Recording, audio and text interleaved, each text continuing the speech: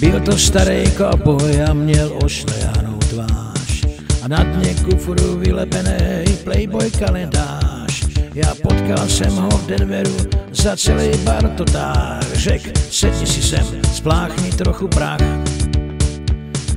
Poručil mě whisky a já řek, že mám hlad.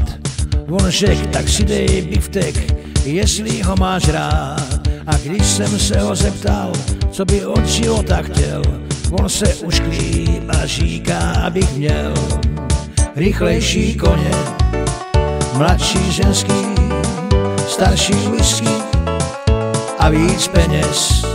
Rychlejší koně, mladší ženský, starší whisky a víc peněz.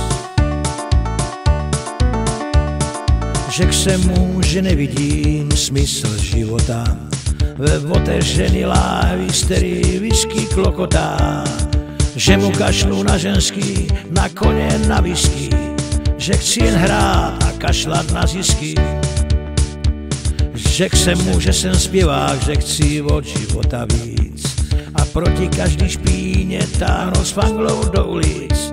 Že chci mít rovnou páteř a nedvojitou tvář. On se ušklí, pak říká, seš háš.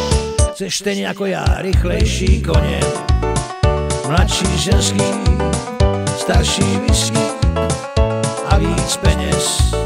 Rychlejší koně, mladší ženský, starší whisky a víc peněz.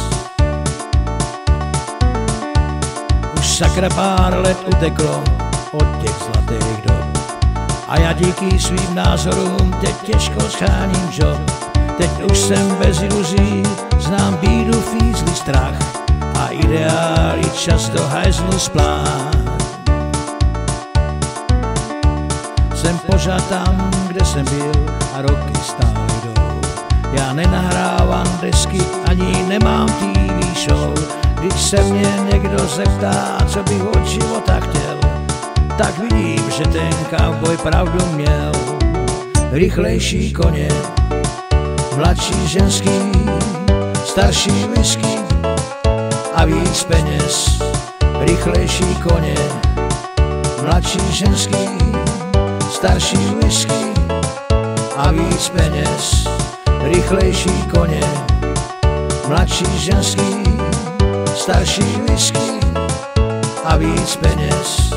Rychlejší koně, mladší ženský, starší whisky a víc peněz.